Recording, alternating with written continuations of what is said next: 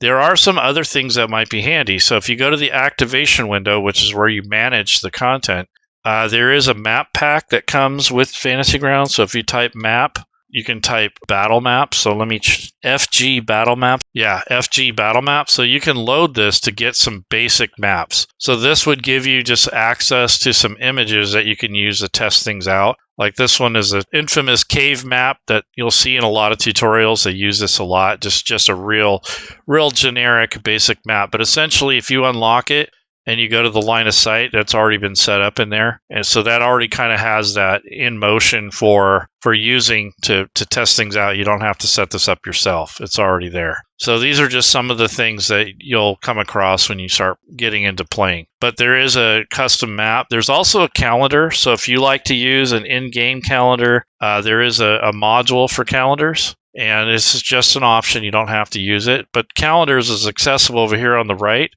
On top here under tools, and you can select whatever calendar system you want to use depending on what world you're using. So if you want to do Tyr, which is Dark Sun, or Barovia, or Galorian, or Galifar for Eberron, Greyhawk, or any would be the Gregorian calendar, which is our own regular calendar. So you can use that too. These are just options. You don't have to use these. So if you're going to play in the Forgotten Realms and you want to use a themed calendar for that world, you can do that. Or you can use a regular calendar to help you organize your campaigns, whatever. There is no export function from this, so I wish you can do it here and then export it as an ICS file or a calendar file so that you can import that into Google or into Microsoft. So that would be a nice way to do that. Harptos, and once you select it, you're kind of stuck with it. I mean, you can unload that, but you'll get rid of all your settings and everything you put in there. So the calendar is kind of weird. Like you want to set the era. So if you go Dale Reckoning, and let's say the year, or you want to put in a year, so 1489. And then what you'll do here is if you click in the cell, you hold the control key down, and you can advance the day, and it will go forward or backwards. So I can change this to 3 and then change this other cell to, like, say 3:30 p.m. And that would be in game. And then once you have that set, you're going to click on the day that you're going to be working in. So let's just say the first day of midwinter, this annual holiday.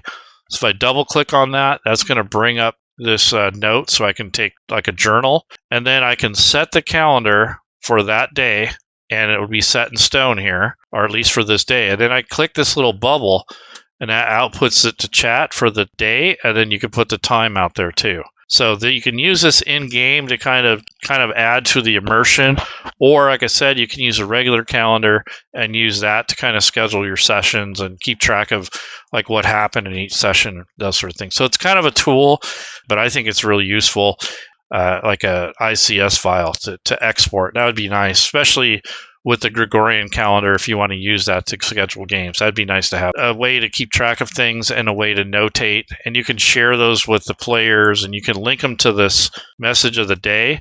So if I went to my log entry, I can link that here, and the players can access that. But the only part that they would see is not the GM notes, but on the bottom would be the player notes. So you could do something like that. And it kind of ties them into each other, so that's kind of nice. So that's just another thing that you'll find in the interface that may help you with your games that comes with Fantasy Grounds. So this is just kind of the tip of the iceberg. There are a lot of things to go over. I don't want to make the video too much longer. My suggestion is to go through and build characters until you can't stand it anymore. Actually build them, get used to them, figure out what they do and don't do, all those sort of things, because that's generally where the game kind of breaks.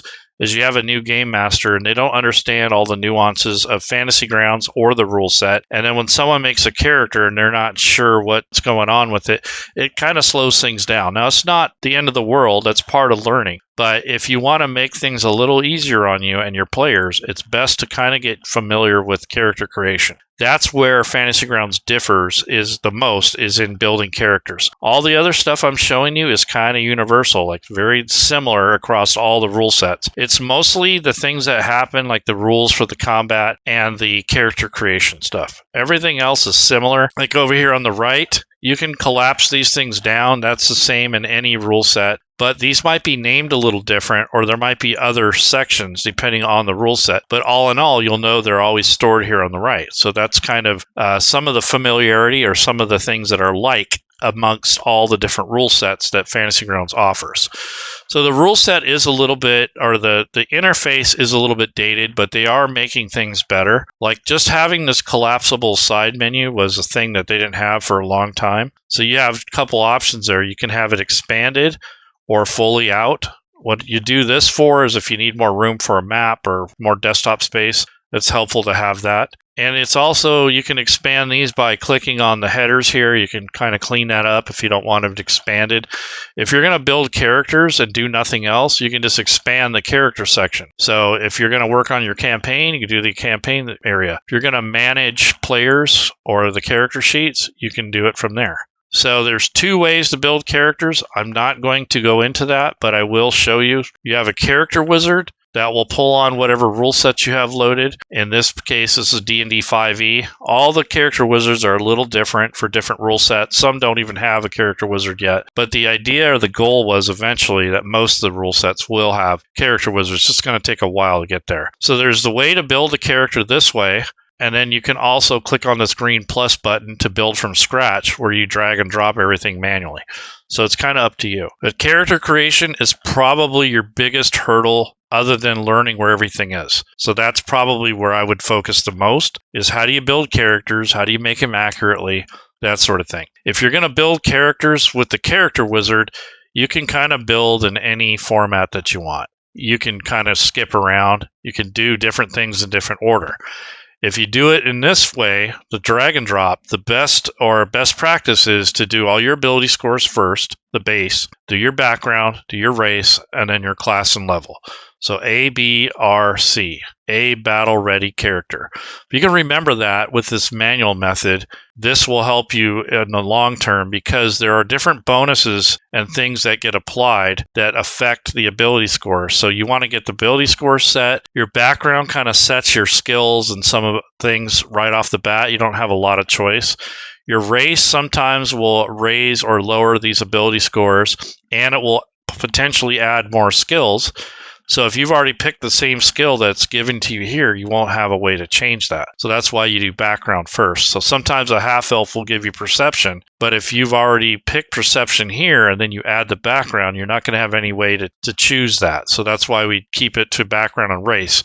You can interchange those two, but it's really up to you how you want to deal with it. And then your class and level, if you click on the little magnifying glass, you get this window here, and as you could drag your class in there. And when you level up, you just drag it again, and it will add another layer. So changing this total number here to 1 or whatever, or trying to change the experience points, that doesn't do anything. And if you're using the character wizard and you have the sheet up, you can click level up, and that'll bring you to the character wizard if you've already started it. So those are just some things that you'll learn as you go. So that's just kind of the tip of the iceberg. So just remember, when you want to exit Fantasy Grounds, because I'm going to get going here. So I'm going to right-click, go to Exit Session, and then Return to Launcher. That's the best way to exit Fantasy Grounds. If you just go over here to the top right corner and exit out, you risk corrupting the session. So as a player, probably not a big deal unless you've made a lot of changes to your character sheet. But as the game master, you want to make sure you exit properly. So the only exception to that might be if you came into here and you were looking at something and you didn't change anything and all you did was look at something, then you could probably get away with just Xing out. But in any other case, if you make changes or update anything or move anything or rename stuff, you don't want to exit out. You want to right-click. You don't want to X out from the top right corner. You right-click anywhere on the blank background, you go to Exit Session, and then Return to Launcher. That's the cleanest way to do it. That ensures that it's going to save before you completely exit out. If you X out from up here on the top right, it doesn't give Fantasy Grounds time to write. And if it's in the middle of writing and you don't know that, that's where the corruption comes in. Fantasy Grounds saves in the background every 10 minutes or so you don't really know when that's happening. So if you actually exit out that way and it's in the middle of writing the database, that's where the corruption comes in. So just remember that your guides are all here on the front page. If you click on these, it takes you to the quick start guide. The user manuals are here. I mean, everything is right here in this launch. So you don't have to go through all this stuff to find it. It's all right here. You have the forums. So if you need to report an issue, I recommend that you go to the forums and that you go ahead and you ask, questions in there. There is a House of Healing, and you post your question. You can attach your log. So this is the best way to report problems. Your second best way would be to go into Discord and mention that you're having problems with Fantasy Grounds, the official Discord. And if you're still not getting help, then you can join our community, the Fantasy Grounds Academy. We are a community type, but we don't always have the best options or the best knowledge. Your best bet is to start with here. If you report your problems on Reddit, YouTube, X, or whatever they call it now, that's probably not going to get you the help you want, or you're going to get opinionated stuff that may or may not be true. Usually, if you come here to the Atlassian portal, you can go in here and there's a way that you can report problems, like account related stuff. So if you go to contact support, it takes you to the support page, tells you how to contact them, talks about licensing and billing and stuff on the Forge. And then there's technical help. So there's a technical support forum. So this is the way you can do it online. You can also email them. I mean, there's just so many ways to contact them. It's all right here on the launch screen. Just get used to that. Maybe you're not on your computer at the time. Then you'll have to go to the website on your phone or email them. So it depends on where you're accessing them. Anyways, you guys take care. Happy holidays. I made this video to help people that are new to Fantasy Grounds. And maybe there's some of us that have played for a long time that forgot about some of these things because we sort of take this stuff for granted. And remember, the platform's always evolving and changing. There might be a week where you've downloaded a bunch of cool extensions, and then the next week they break. Just remember that that's very common, and that will get updated eventually. And if not, then they'll probably discontinue it and take it off the store, or someone else will take it over. So just kind of be patient. And like I said, every Tuesdays are the main updates, and then maybe Wednesdays. So if you do a major update, they'll let you know. Like if you go from 4.6 to 4.4.7, that's a major revision. Usually something big has changed or something drastic. The incremental ones are not as big of a deal. That just fixes some of the modules, some of the errors in the content. Those are usually incremental, but these bigger ones you usually get like maybe once every month or every other month. Nonetheless, all your stuff is right here on the launch. And if you are using Steam or a Paizo product, make sure you synchronize your account with Fantasy Grounds. So if you go into your settings, let me bring this up. And first of all, you put your license key, your username for the website, and your password. That's how you log in. Then you hit save. Then when you go to account, you can link Steam and you can link Paizo. This takes you to how to do that. If you need to troubleshoot, sometimes you need to clear the vault, clear your settings. You can force an update. You can show your setup. You can gather logs to send to the customer service.